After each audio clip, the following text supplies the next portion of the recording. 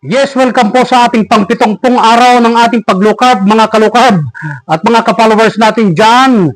Andito po tayo ulit ngayon para ipresenta po sa inyo ngayong mga putahe natin punong-puno ng low carb na naman.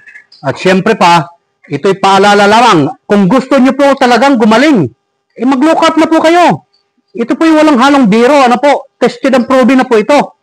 Mag-research po kayo, nandyan po sa YouTube, marami po talaga mga testimonies dyan patungkol sa low carb. Yung mga kinakatakutan po nating matataba, hindi po totoo yun. Parang tayo lang po ang niloloko nito. Lahat po ng carbohydrates, lahat po ng sugary products na yan po ang lason sa ating katawan. Kaya wag na po kayong mag-atubiling mag-low carb.